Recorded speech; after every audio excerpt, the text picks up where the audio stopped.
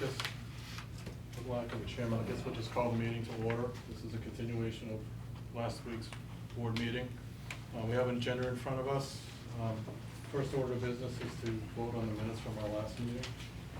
So I've taken a look at them. We're going to just, if you need a minute to go through them. I reviewed them this afternoon when they came in. Oh, when they came in, yeah. Okay. A motion to approve the minutes? Second. Okay, all in favor? Aye? Okay. Item number 2, the rate hearing continuation from last week. I think last week was our first look at some of the numbers. We had some healthy discussion around that, and we agreed to go take a look at some of the numbers that we had put in front of us before the meeting. I had sent a note to David last night with my questions after I went over the thing. I don't know if we want to start today and work through that. I guess, I thought, Coley, perhaps we could start, we do have the town manager with us tonight and the Okay. finance director. Okay. As we discussed, they can probably add some discussion, and maybe we just have, Steve, could do a quick intro on the financial things that we're battling and the strategy behind some of the work that we've Okay. done, Fine. that we talked about. We thought we could kind of intro that a little better. Okay.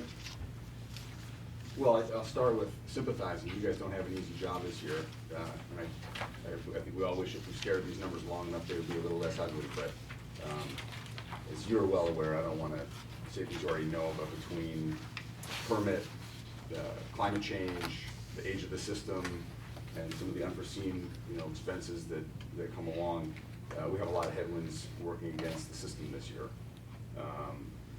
We have policies in place that we need to work toward being in compliance with. We really, I know, again, you've heard this, but you can't overstate the impact of running a business where your sales are down 5 years in a row. And as I know you point out, Coley, we're spending money to sell less water, and that when you're in a proprietary business like this, you have to, for better or worse, it ends up falling on the rate. So, we've looked at the staff level, we've kind of reviewed these numbers several times. The blended rate between the two on some of these options is right around 10%. And certainly that's higher than we'd like to be, but we're looking at trying to get the system back on a more sustainable trajectory in terms of sort of reserves and looking at what we think the new reality is in terms of sales moving forward. I think I did get a chance to see those questions, and I think more than a presentation at this point, we're happy to answer questions, try to offer some input into what you guys are dealing with. But more than anything else, I think I wanted to be here tonight just to show support for the work you guys are doing, because it's not an easy decision facing you. You certainly have our support, and Diane from the Board of Selectmen is here tonight as well to sort of show some support from the board. It's a tough spot. Yeah, I wish we could have a water sale at some point. I thought you were gonna say bake sale for a second, but, yeah, right. Not much humor here.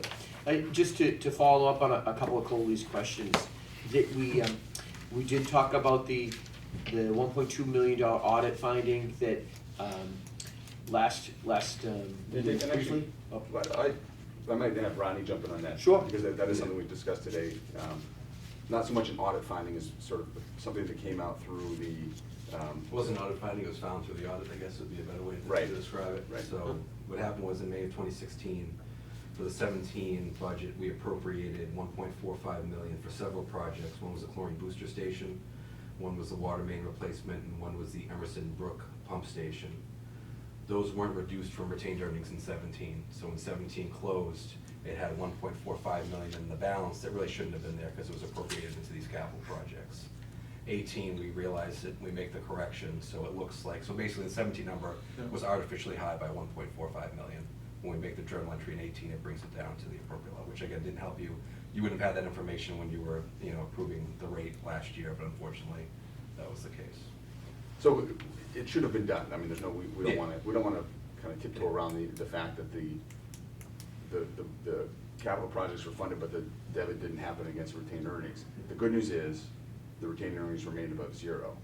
Because of the way that municipal budgeting happens, by the time that year-end close occurred, you guys had already been through a subsequent budget process and rate setting. So we were into the 18 audit by the time that was discovered. And again, the 1.45 came off of the retained earning going into this year's budget. It would have been a lot worse had it put us in a zero position, but that didn't happen. It just meant that we had to go, when we were evaluating capital projects with Steve last fall, to bring before the commission for approval. So did that originally go out of cash somewhere, and instead of retained earnings, came out of some other town account somewhere?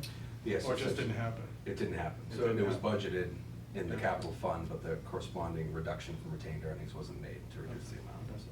Yeah, that was me. It was essentially, we missed a journal entry, essentially. And the key thing is, when the board, and we went to set the rate last year, it didn't, because the books didn't close till after that, Yeah. we didn't know. Yeah. Otherwise, we look in hindsight, probably would have taken, looked at different options, Yeah. perhaps then. And we had a very low rate increase, very low rate increase that year, because cash appeared to be flush. The second thing on Cooley's questions was, if the 18%, if an 18% increase goes through, would that have the unintended consequence of further reducing sales and revenues? Something that we talked about as staff, Coley went through that. Two things, obviously it's a little bit on the crystal ball, what would happen with that, but on this, the rate increases this time focused on the bottom end. On the service charge, on the lower tiered rates, which are the bread and butter, because we're afraid of those consumption in those higher tiers dropping off. We don't wanna not get that revenue. It's a valid point, it's 18% is a big increase, a large increase, which is why we did have Peter and Rodney look at the other numbers, look at the option 2, which is a 15 water, 2% sewer, option 113, water, 1 sewer, to get a blended increase, which is below 10%, which our customers would feel. When we looked at those, you're right, we need to think about sales, and we're hopeful that conservation won't take our sales down. I think we discussed today at staff meeting about our business model. We think we'd get 2% growth every year, a little bit of growth every year. Obviously, Mother Nature plays a big role in that. If we reduce down from the 18.3 that we talked about last meeting, even if we can't get quite to 10% this year, we want to look ahead and make sure we're building to there quickly. And so we looked at perhaps even with the 15.2 option 2, which in the middle of that chart, it looks like there's a pretty good chance we'd be slightly below it this year, and perhaps we could hit it next year with a more modest increase. Steve or Rodney, is that Yeah, I mean, I what we think talked about? part of what we talk about, the policies are there for a reason. Yeah. Most importantly, on the enterprise side, is that if those retained earnings continue to erode and we get to a point where at year end we can't cover expenses, it ends up hitting the taxpayers. That would have to be calibrated on the tax recap. So it's really imperative that this operation be self-sustaining, because if it isn't, it's the general fund and the taxpayers who back up the Danvers water system. Policies on both the town side and the utility side say that you have a target for your reserves for the unexpecteds. Falling out of compliance with that for a year or two is not necessarily a death sentence, but the policies indicate that you can explain why. And in this case, we're dealing with weather changes, we're dealing with permit restrictions. I mean, the real killer for us is it's been wetter in the springs and falls when we normally sell, and we're not allowed to sell in the summer. So we can't make up those sales during the dry season. If we're out of compliance for another year, but we're able to show that we're working back toward that, I think that's a strong position to be in. So to David's point, I think an 18% adjustment would put the system back into compliance in 1 year. A 15% would get us to 9%, and that's a very explainable position to be in, kind of looking 2 years out. Yeah, so part of my question was, I guess I'm thinking about this as if it were my business on a yearly basis, and we've seen a decline. If we announce a rate increase and we see a further decline, I was looking for the modeling that said, if it fell off another 1%, what does that do to us this year, right? Because we're already seeing it go down, we've already had a wet spring, and I'm just saying, we go public with a double-digit increase and people start to tighten their belts, I have a hard time believing demand's gonna go up. So I was just trying to ask the question, if we saw a 1% erosion, what does that do to us financially this year? I think we've stopped assuming usage increases. I mean, I think that's one of the key points. And to address that, as we explained at other meetings, in the past, we've, used a 3-year average or a 5-year average, which would have a slower effect of reducing our sales. This year, we used what we've actually sold just this year through May is when we had the numbers. So we've already assumed that we're gonna sell less, and we've kind of built that in to the rates. We've assumed a lower sales number. I mean, you're sort of asking the deal of how elastic is the sale of water, right? Mhm. It's not like coffee. If you double the price of my cup of coffee, maybe I'll drink less coffee. I think water's probably not as elastic as a lot of goods in terms of the price driving people down. I mean, he's probably not gonna stop giving his kids baths, even though rates in his town are going up double digits this year. It could have an impact. I mean, I think the point's well taken. I don't know that we have any modeling just to project out what that impact could be. The reality is the costs to operate the system are going up, and our volume sales are going down, and the rate has to make that up. Yeah, I've been saying that since I've been sitting here, Yeah, is that this yeah. is a really tough business to, I wouldn't want to be in the water business, Chuck, given what these No, guys but are I- up against. Like you said, the announcement's one thing, but then I think when people see their first quarterly bill come in, and we're estimating the average person is gonna be paying $30.50 more, right? And that's for 1 quarter, so, I mean, I don't know, I have young kids, I have a lot of expenses. I think you find ways, like new valves on your showers, install an outdoor shower maybe, like we're in the Cape, so it doesn't go through the sewer. No, just kidding. Use a rain barrel today. Yeah, right. But I mean, it just seems like the people are gonna probably have some sticker shock, and the natural reaction is instead of outrage is, well, how can I control this? So I think they're gonna probably try to find ways to reduce, like have the kids take a shower instead of a full bath or something like that.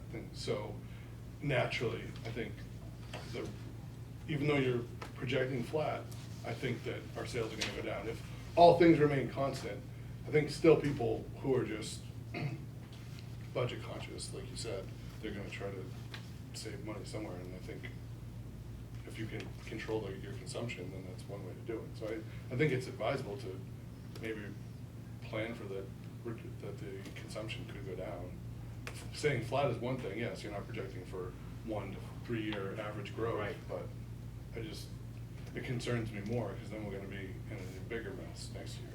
If it, Yeah, so the other question, or it's, I think if we had declining sales again, we could have to look even tighter on the budget.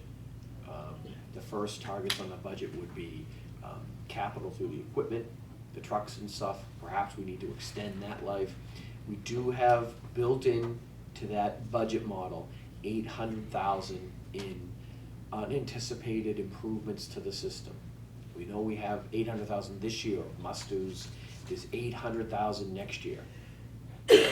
Looking at that, we're hopeful maybe we don't have to spend $800,000 every year for the next 10 years on must-do improvements. That'd be great. That's our safety net, slightly, to have that. However, I do need to caution that our town engineer sitting at the other end of the room, we started last fall with $2 million worth of good, quality, well-engineered improvements to the system, and that got whittled down to 800,000. So we do have an older system that we're gonna need to be putting money into. We can't do a rate model without that 800,000, but that is a safety net. That hasn't been nailed down what that 800,000 per year is gonna be. Peter, I don't wanna put you on the spot, but if sales drop 1%, is there any way to incorporate that into money rudimentally? Can you translate that into money anyways? Think about that for a second. I said, I'm gonna go. I say I'm not gonna put him on the spot, and then I do it every meeting. So you think about the other thing is, when we look back at the last 10 years, our consumption number that we're projecting for next year goes back to what our actual consumption was in 2010. That's what we're back to. So we're going way back. So I mean, I think what you just said, I think is related to what both of these guys just said, which is, there probably is a correlation between price. We don't know what it is, but the point Justin made about when the bill's $30 higher, what can I do? But we're already in a system that has been doing sort of cutting edge conservation for the better part of 20 years, in part because it's the right thing to do, but also in large part because the state has required it. So there may be more low flow valves to be installed, but we've already covered a lot of that ground, I think. Which maybe mitigates a little bit of what you're describing, but doesn't make it go away. There probably is some truth to that. So let's just say hypothetically it started tanking a little bit. To recover, we would end up going back to town meeting and asking for an appropriation to get us back to. First step would be look at any possible savings in the existing operating budget. But we got a high fixed. Yeah, right, we got high may have to fixed. make tough decisions. We might have to look at not filling a vacancy to save salary money. Yeah. We might have to look at restricting overtime. We might have to defer a capital truck purchase. All of those things would have to be, if we were sure, would have to be reviewed and just tighten everything up as much as possible. The next step, if we were coming short of money, we'd have to go into town meeting and ask for a transfer from reserve to reserve. That would be our Yeah, I second. was just thinking of what's the mechanism if things do Yeah, go. so I mean, we've done before, transfer at a fall town meeting or a subsequent town meeting for out of retained earnings into the operating budget to offset the projected decrease in revenues, which again furthers to the point where if we're worried about continued decrease in usage, the last thing we want to do is have retained earnings at that point where at mid-year, something happens and we don't have the money to plug that gap, so kind of. Thank you.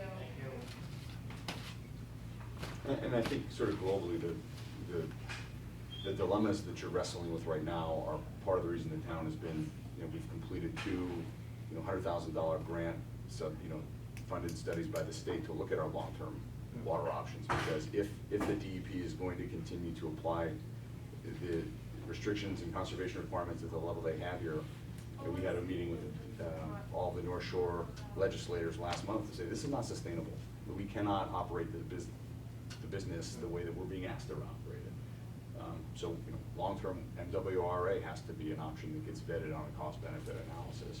We're working right now to do the well exploration in the coastal basin, thanks to, you remember from town meeting. Rebecca Norris. Yeah, when they allow us to take a look at that. So we have to deal with the issue in front of us, but we're also trying to think about, 20 years from now, what is this gonna look like? Because something does have to give, absolutely. What about, my next question was, totally understand the 10% model, and I've sat at town meeting and I've seen this, why we operate at that level and use the retained earnings to plug back into the system to get us current.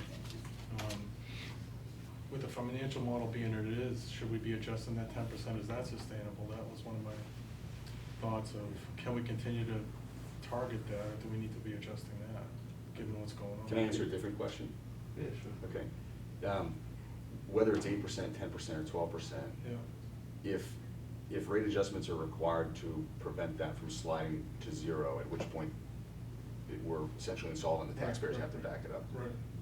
That's more of a rate conversation than a target policy conversation. 10 is pretty much the gold standard. On the town side, we have 8 to 12% for our fund balance policy. And the reason we need, making efforts to try to build that back up is so that mid-year, when we find out we do need to draw down retained earnings to cover operating expenses, Yeah. we're not looking at the account seeing zero in it, and then we do have to go to the state.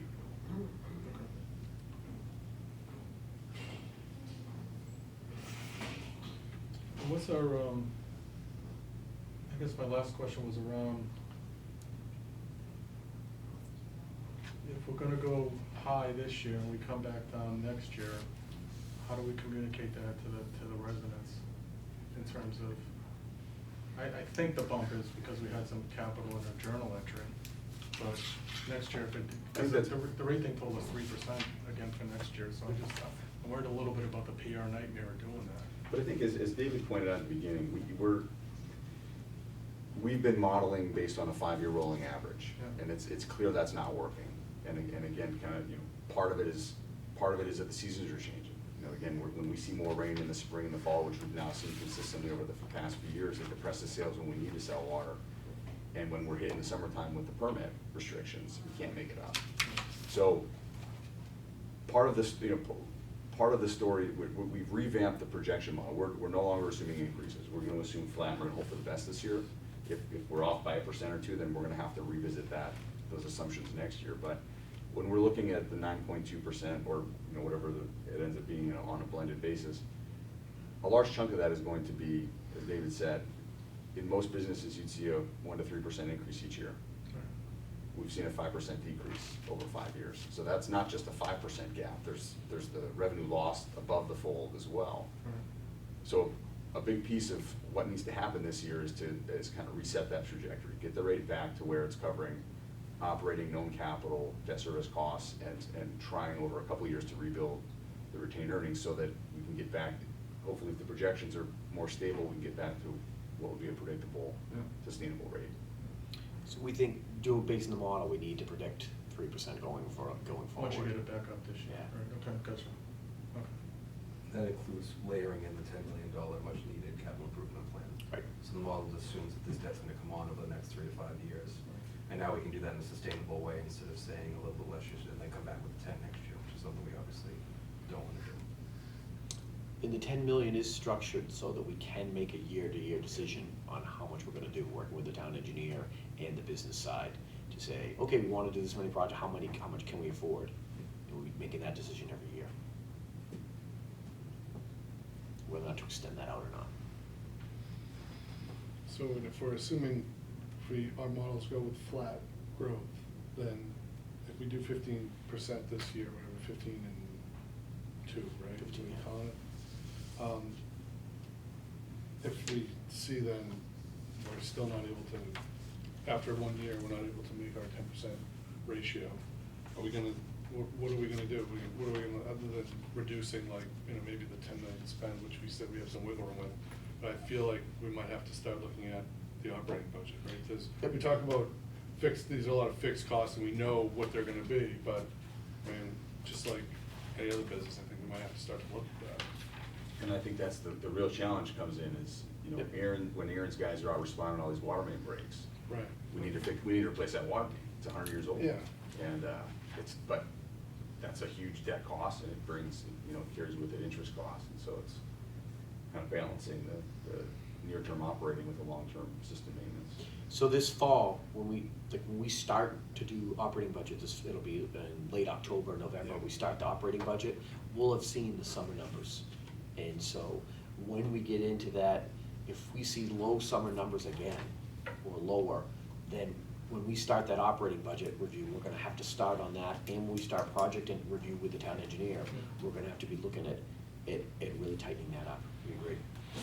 And I've come to We have to. appreciate all the elements you guys are trying to deal with, and then you layer in all the compliance issues, and, you know, you have to do things at the water plant that, you know, they're non-variable, you know, for lack of a better term, but I think we're really gonna have to educate the citizens about all of, they won't understand that, and we need to tell them, right?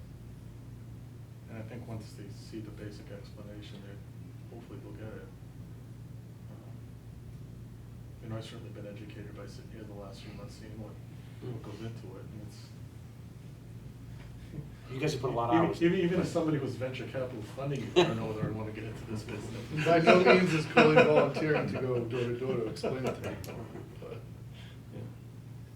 All right. I'm good with my questions, and thanks for answering them. All right. Do you wanna walk us through your updated models, or what's changed since last week? So we're all hearing from the same. What we have here is, you know, showing an increase. The top option 2 is, Justin pointed out, you know, 15% on the water rates, and option 3 is 18, and down below is option 2. And in each block, it shows the dollar value of what that rate would be for an average family that uses 12,000 cubic feet per year, the dollar value increase and the percentage increase, and then that's down below we see 2%, you know, option 2, we've got 2% and 2% for the sewer, and that shows a dollar increase and a percentage increase, and then right down here in the bottom it shows the total dollar increase and the percentage increase. just in case we wanted to mix and match some of the rates, you know, if we say somebody would say, well, I wanted to do 15% on the water, but I only wanted to go with option 1 of 1% on the sewer, it shows the options here and the total dollar increase and the percentage increase How are you here. doing? I have a question. You know, as we had indicated earlier, you know, option 3, with option 3 on the water and option 3 on the sewer gives us a 10.5% increase to the average family that uses 12,000 cubic feet, and option 2 is pretty close to just over. Option 3 on the water and option 2 on the sewer is $42 increase per quarter and slightly over 10% to that. Yeah, we've already asked him, and, you know, says, yeah, we're gonna. So, Try to- we feel those options will in fact If you did an average, what would you? give us enough retained earnings, with the smaller increases going forward to meet the objectives of the division and proceed with the long-term capital projects that we've laid out in previous meetings, and, you know, we have the bonded, you know, we have the ability to bond for the $10 million to go through those water main projects, and as Dave said, the potential of up to $800,000 on an annual basis for other projects as they come along. I mean, we feel that that'll do it. On the sewer side, I know that we're doing well there, but in comparison, right? Correct. We're projecting to be at 14.1% retained earnings, right? That's correct. That's where we are now on that sheet, yeah. So, and I think at the last meeting, sorry, I was waiting for the papers here, we were at, we already, as of May 31st, we already had 105% cash receipts on On the sewer side, side, we right? already met our objective. And their objectives. So then, what are we increasing it so much that we need to go up 3%? Like, what's the cost increases on our operating We expense? approved our $4 million capital improvement for sewer, and we already have 1.6 million out the door. We're gonna For do the a grant wastewater? For the wastewater, and we have Yeah. another 300,000 that we're gonna do a short-term note on in August, and then we also have the original 1 million in Frost Fish Brook, as well as an additional 1.35 that was just authorized. So it's similar to water, only we've already, a lot of this debt's already out the door, so, you know. But that above 10% It's is just- giving us funds to cover that without rate Yeah. increases. These are the modest increases, I- more just about covering that, those increasing. So I guess for me, what's hard for me to understand is like, I pull out my phone and do the calculations, but what is this, what are these projections gonna put us at? Do we have, is that what Yeah, this one is? That's that big one, yep. Well, that was that water or sewer? It's just, Sewer. The blue, yeah, that one's, Is it water. Here comes the Blue sewer. is for Justin, water, you he's can got use it the right. yellows for it. Who came up with the color coding? so, Some consultant. No, that would've cost money. Good for that. We're clever enough on our own thing.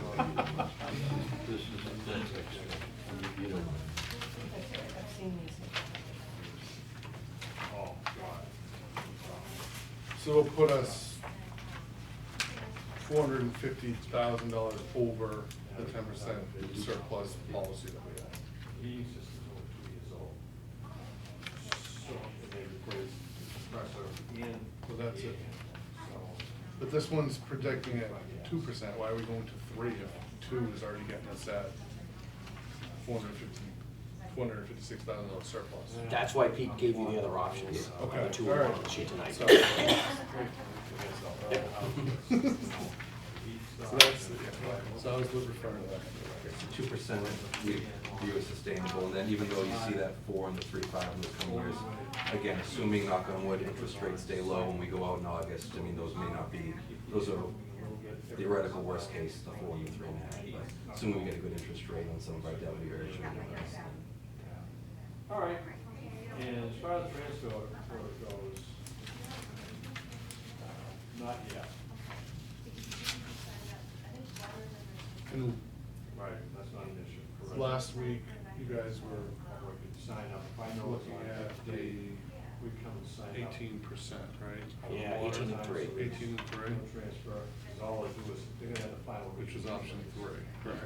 Yeah. And is it still what your recommendation is at, or are you, Right, always. have you shifted that towards one of these other options? I think as far as staff goes, we've taken a hard look, and everything that you folks said and we've heard from the public, and it appears that we think Oh, yeah. definitely could be sustainable at I did all that option with my daughter, but we had that all squared away. 15 and 2? 15 and 2. Yeah. He's supposedly pretty good too. Which has the other benefit of a combined increase Yeah. under 10%, 9.2. Oh, were you? What firm were you with? Oh, okay. Percent. Yeah.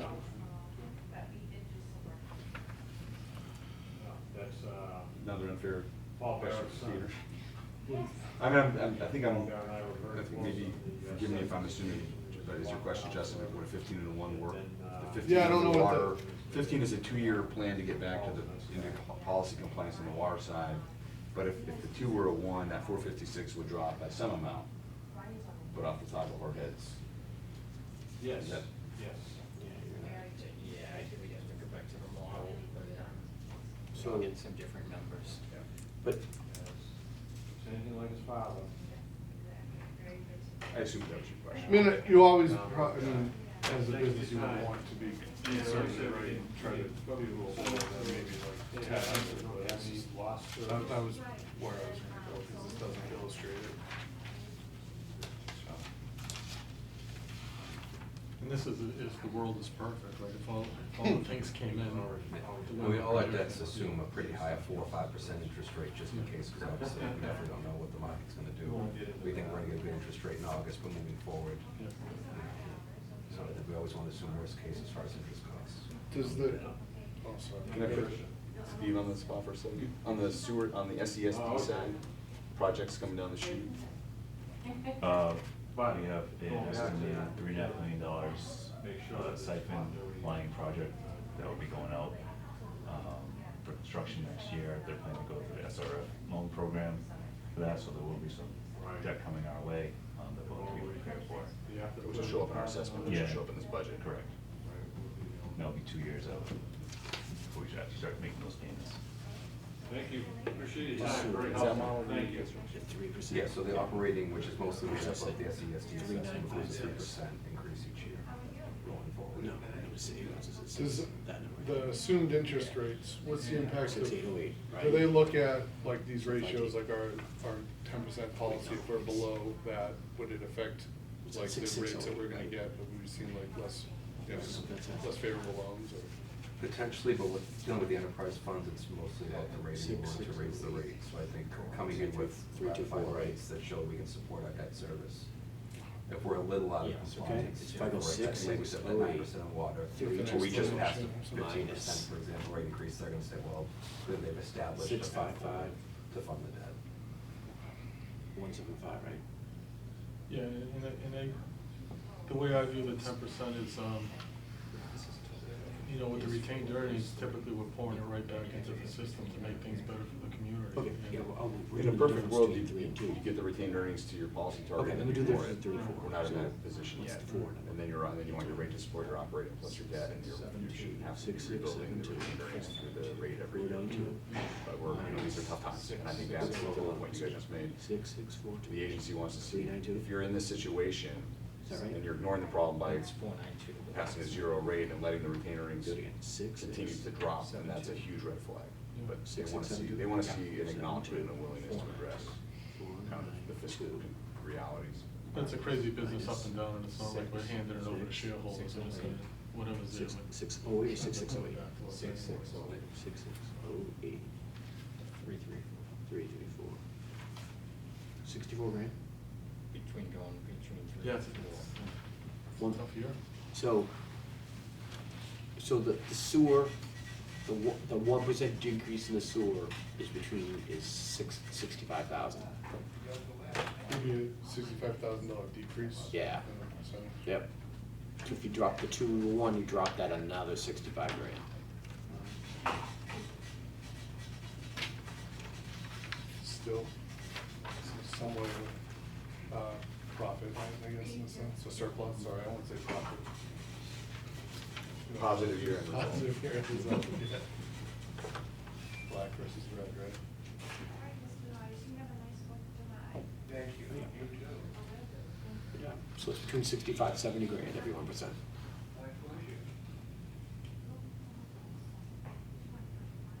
Yeah,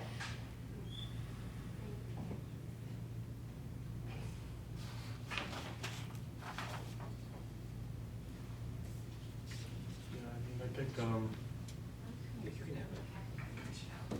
in my position, I have some curiosity questions coming in, and I'm happy with the answers, understand the big picture, of what we're trying to do here, and if the management recommendation is option 2, I say you guys have done the homework, I would put in option 2. Yeah, I guess the last question I have really is that this doesn't reflect base increases. This is just the percentage,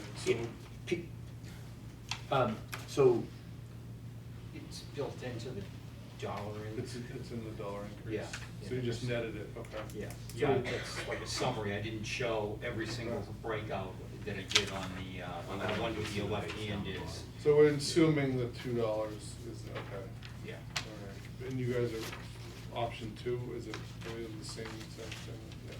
Yeah, on this one here, Justin, if we were looking at option 2 Yeah. for water and option 2 for sewer.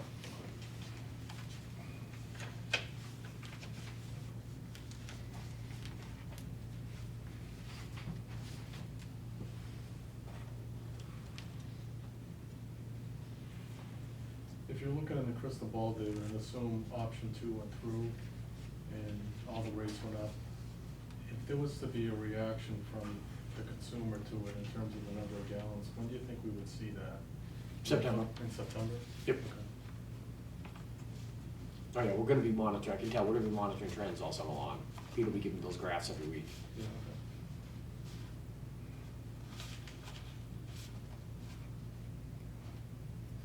All right. We can also, it's actually, we get the quick way to, we get the public records from the plant. So, and so through, the plant operator to Aaron, they have the daily, what the plant's pumping. That gives us our first indication right there, what our demand is. That's usually based on weather, too. Which we all know we can predict perfectly in this region. All right. And then we'll go over. As a resident and ratepayer in this town, I am very, as you were, surprised last June 18th meeting we had on rate setting. It appears that your 18% or 15 or whatever it's now, percent increase is not something new. It's been created by an accounting error. Am I correct or am I totally wrong here? Because I've attended every single one of your meetings with the water and sewer and the electric division, and I have listened to all of the explanations of the financials. And last year, it was what, 1.2% increase in water.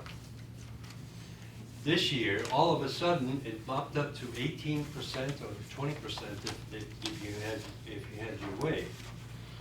The thing is that the residents were never even aware of what was going on with the financials. And your projections that you're showing on that blue sheet that we had, it reflects that you're going to increase the rates this year by 18%, and then continue that as a base with 3% increases in the future on top of it. So I really don't understand what triggered this. And the thing is that I don't think the residents understand it either, because I've spoken to a lot of residents, and it seems like it's out of the blue. So if anybody can explain that, I would appreciate it. So the one big thing that we've discussed many times that we're gonna explain, maybe we will do a job to explain to customers, is for the first time ever, we're budgeting flat consumption. Never done that. And we have a 10-year model in front of us budgeting flat consumption out. If we get increased consumption, that changes everything. But right now, the numbers before you guys have budgeted flat. We've never done that before. I'd also Tremendous just- change. I'd like to comment that Mr. Zuberek just referenced this being a surprise, but we've been talking about the retained earnings issue and the need for a significant rate increase since the budget process started in the fall with the selectmen and the finance committee. So it's been out there, and I think everybody in town understands that the Danvers water system is under unique pressures in terms of what we face from a permitting perspective. So I would disagree slightly with the notion that That's this okay. has not been discussed since November. The problem is that this popped up all of a sudden like you said, at the budget hearings. The issue is I have a usage or a water demand, and in 2010, like you said earlier, we had exactly the same amount of water being drawn. 131 million cubic feet, I guess, or million gallons, Million cubic feet. cubic feet. And then we have 130 for 2019. That's what's the projected number. So the numbers do change. The problem is that what we're trying to do is we're trying to recoup the, like you mentioned at your last meeting, generous capital plan that we have in front of us. And that is, for some reason, driving these rates. And I still don't understand why the rate is going up 18% in 1 year. Because that rate is never gonna drop. It's gonna stay at 18% increase, and then you're gonna increase that from then on. So I still don't understand why we're doing this, and is it for the residents or is it for the water and sewer company? We have to consider the effect that this will have on the ratepayers who are really supporting this company. This is an enterprise fund, and it's supposed to be supported by the rates that we're collecting.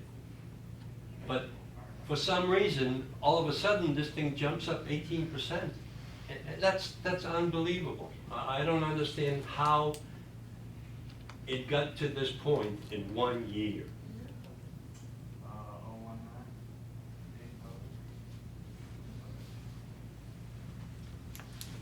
I think there's a couple of fiscal policies there. I think Yep, we've been over the it. accounting error, right? You're trying to Yep. get us back up. Right now, we're running at 7% and the target's 10. So we're trying to make that up.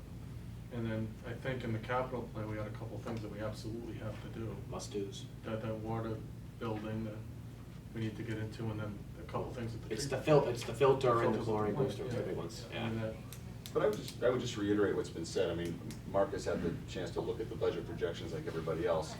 To leave the rates alone this year would mean we would be insolvent in 2 years because those retained earnings would be drawn down to zero, and now the taxpayers have to backstop the water system. So, I mean, the numbers are the numbers, Mark. I don't know what else to say. The numbers are the numbers to keep the company solvent. But the thing is that we are not considering the residents who are paying the bill.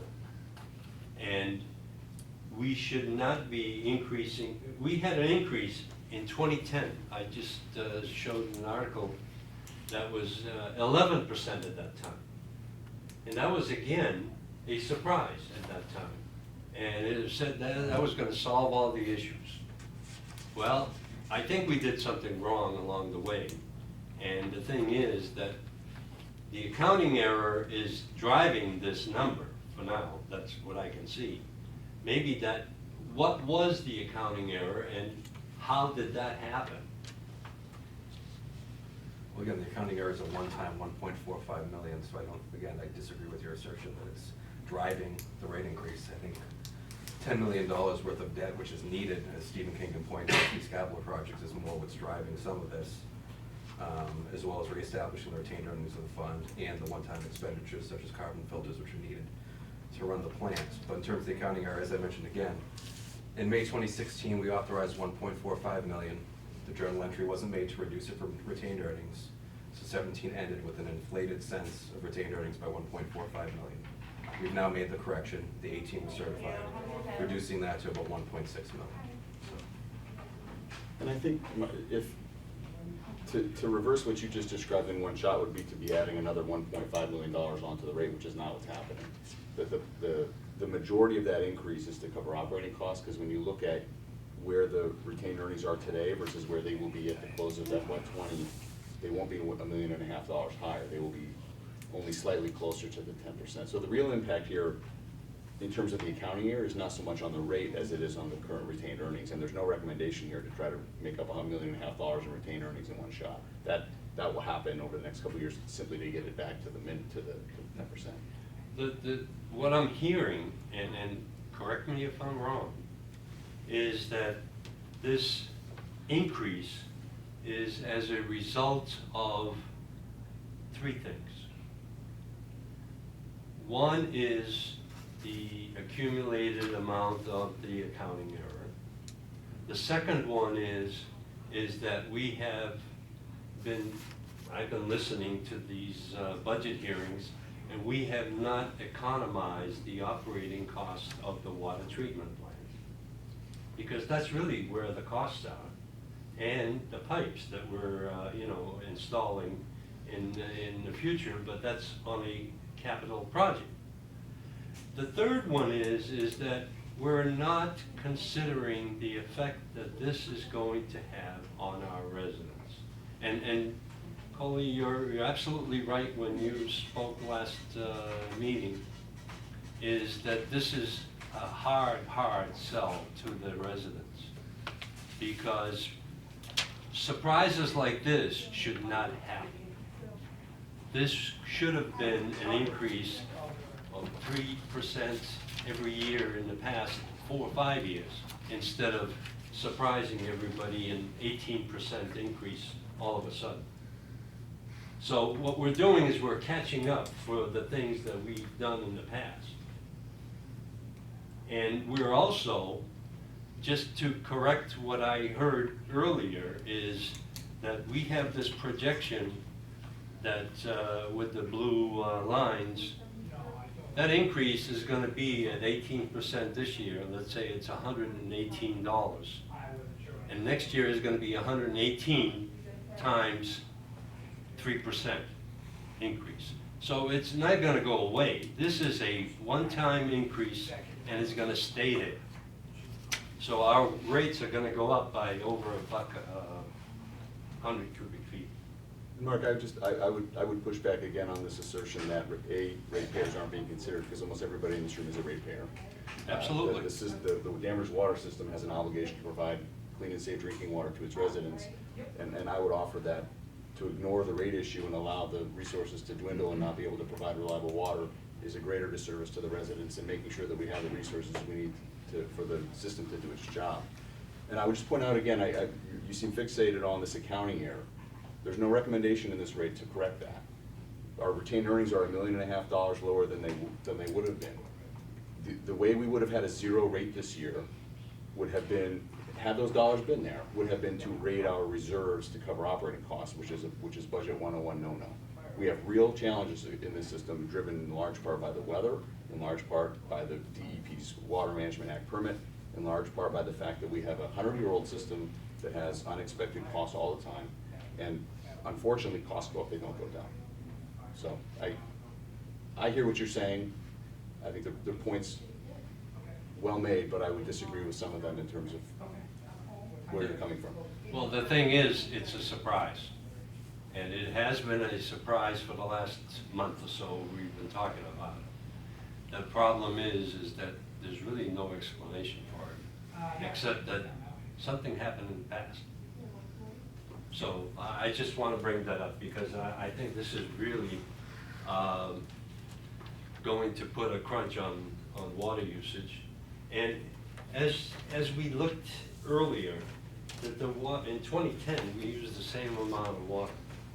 So nothing's changed since then. So the water use or the water consumption is not an excuse for this rate increase. If the cost of everything else were to remain constant and there'd be no debt service, I would agree 100% with that statement. And that's where we have to put our efforts, because we talked last meeting about spreading out the cost of some of these capital projects. And we talked about 3 of them at that time. And they should have been on a debt service instead of a lump sum spending of funds. The same thing that's going on with the water and sewer garage. I mean, we're spending reserves that we don't have. And what we're doing is we're authorizing all of this, but nobody's considering the effect that it's gonna have on the rate.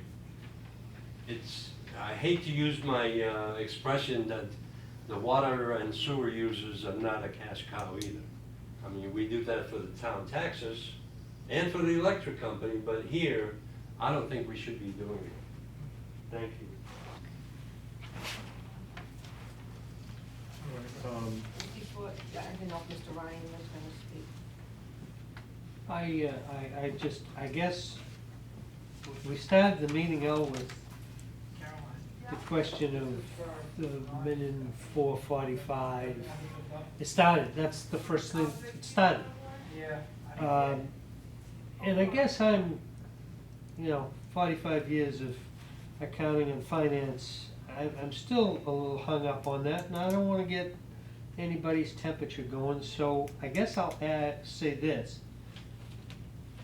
Steve, you said the retained earnings was $1.5 million less than what it should have been. Is that fair? Going into last year, Okay. they were overstated by that amount, it's been corrected. Yep. It was overstated. They were overstated. Oh, no, okay, overstated, but it's a project that was appropriated, and so when we hit the retained earnings, we're back where we should have been, back when, wherever. Okay. Absolutely. Could you tell, so, to me, that's a matter of timing, I really don't care. What I do care about, and I don't have much of a handle on to understand, is if you could tell me what the retained earnings would be for water and sewer at the end of, I guess it's their year, and vis-a-vis our year. It's their year that matters. If you can give me a rough idea, I don't have to be scientific. What year are we talking? Do you mean the year we're about to start or the year we're ending? We're finishing up. So at the end of They're the- in the middle of, the beginning of 2020, I think. Projected 19 here. Yeah, so there's a lot of variables that go into, obviously, we still have, expenditures outstanding. But rough projection would be at 600,000 For water, at the end of FY19, yes. 600 for water, Yep. and what would the sewer be then? So again, with the usual caveats would be,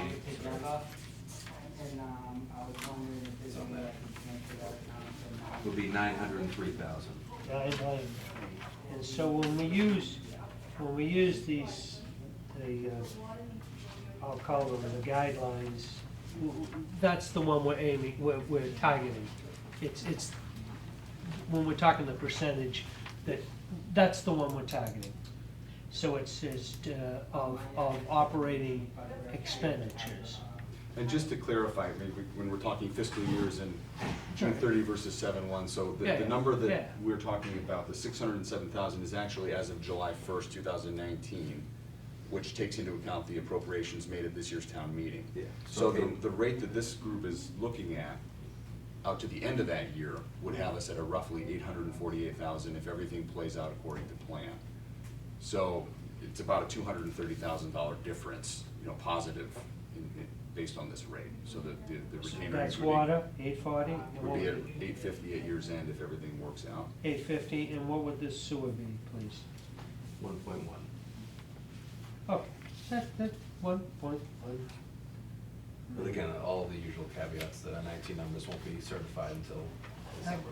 I understand, it's part of the project. I mean, to me, I'm not gonna get in and try to tell somebody how to solve the problem, but it seems to me that for our consumption, and that's our major concern, is at the year 2010, which I think we all, I guess you all agree with that. I dare say our expenditures are not. We've had rate increases, and they've covered everything up to this point. I think selling a 18%, 15%, anything more than a single digit to ratepayers or taxpayers will be a bitter pill, not a difficult pill, but bitter pill for people to swallow. So I look for complicated solutions and not simple ones. And the more you can do to mitigate that, and whether it's projects, whether it's budget, whether it's rate increases, whether it's combination of all the above, I'm not gonna try to tell you guys how to do your job. That's your job. I'm far away from that, but I don't hear us spending a lot of time on that subject. I hear us talking and concerned about consumption, and justifiably so, because although I'm not sure if we're down to 2010 consumption, you think we'll go to 2009 or 8? I mean, people have a way of going, it's okay, and they let it go. And there are other people who will have to cut back. So rainfall has a way of being very, very helpful in this particular example. So, and what if you have a tremendous summer? I don't know. I'm playing devil's advocate here, but I'm sure you've put this in the model. So it's just, I'm concerned of the bitter taste of the pill. I think those numbers said one rate was $137. I don't know what that was, for a year, for 6 months, that's a year. Well, $137 for a year, I guess that's. $11 a month, 11, roughly. and if you're paying a bill, it's, I don't know what people are paying for their bill. I know mine is high, and I don't do a whole lot of watering. I fill my pool with the water that falls on the cover in April, so I mean, I'm pretty economical as best I can be, but there's some things you do have to do. So I'm just concerned about that issue that you talked about. So that's all I had to say. No, the last 2 weeks takes me back to my undergraduate days in accounting, so I've had to dust off the accounting book, and I've come to appreciate a lot of what's here is there's not a lot of variable costs in the system. It's a high fixed cost business, and there's a hell of a lot of compliance issues that are in there, whether you sell 1 gallon of water or 500 gallons of water, so it's just a tough business. And I want to thank you. We do it every year, we do it constantly, it's a very difficult vote to make. But I do want to just correct something. Mr. Zuberek said that, this is a surprise. We've had the management team working with the state for years. And we have had quite the education in water supply and how it works. And it's not all about what's in the Ipswich River, or it has, the state really limits us. So when I see those level numbers, some of that's mandated. And we can't sell something. It goes back to what you said at the beginning. We're unable to sell. The people that complain to me complain that they can't believe that it's been pouring rain out and they're at level 3. And that's not us, that's the state. So we can't sell any more water even though it's raining. And I heard David say, going back to the operating budget, overtime. Well, if you don't fix the pipes, you can't get rid of the overtime. I live on Cabot Road, they're out there constantly. So you can't get rid of, you can't reduce the budget, we have health insurance, this goes on and on, these costs aren't going away. So we have been working on this for over and over continuously, and the management team is constantly trying to get us more sales, which is what people really want. The whole supply and demand, but, you know, the effect on the residents is they deserve to have these pipes fixed. So I give you, you know, I really applaud you for looking at this. It's something that we've really wanted, people want, and I love the, when David came in front of us with this plan, I was thrilled to see this because we're just reacting right now. And that's what we've been discussing with the board, so thank you.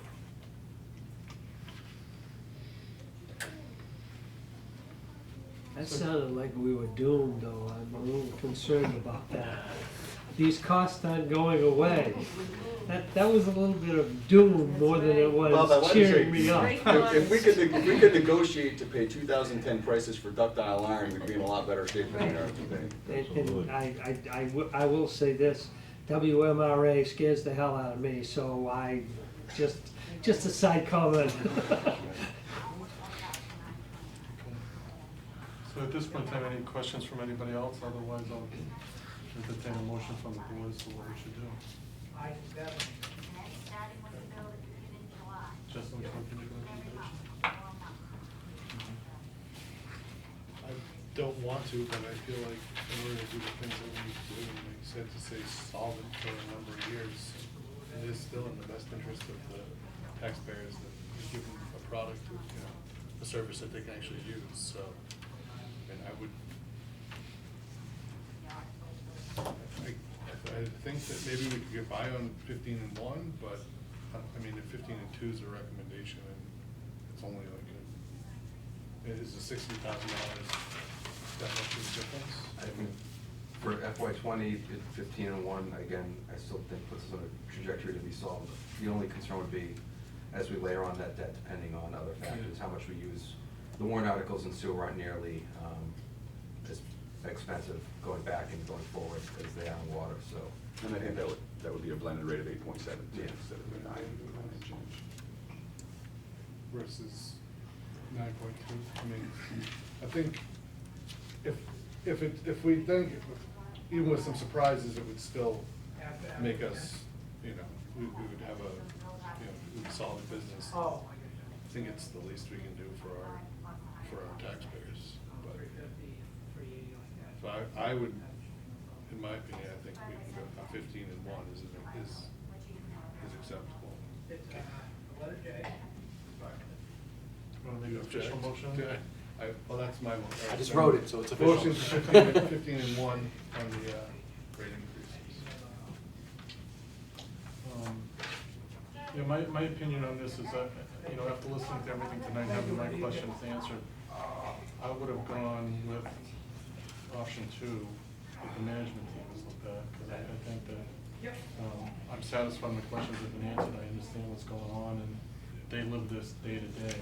And if the difference really is $65,000, we all should head to Vegas if we've predicted that right. But I would say that, Or Everett. you know, it's so variable. We don't know what's going to happen this summer.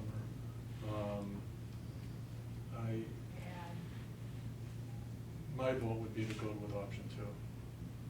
So we should vote on his option. Yeah, and I guess just to back it, you know, obviously staff also is listening to everything in this room and Dawn and, you know, talk among ourselves, and there's a big concern out there. It's a bitter pill, and, you know, if it's 15 and 1 and you guys have a good wisdom of the town, we'll work to make that work. We can do that. That's. Okay. All right. I just think it gives you what you guys are looking for to meet your budgets, and it also does take into consideration a little bit for the people paying. We can't disagree. Okay, right.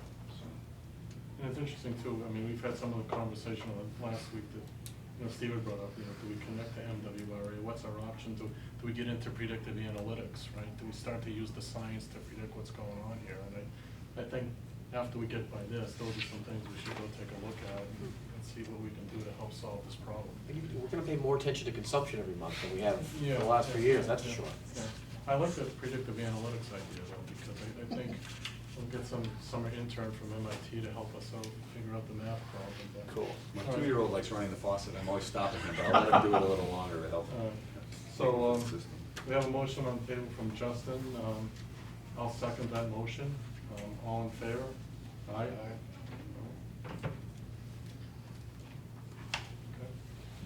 Okay.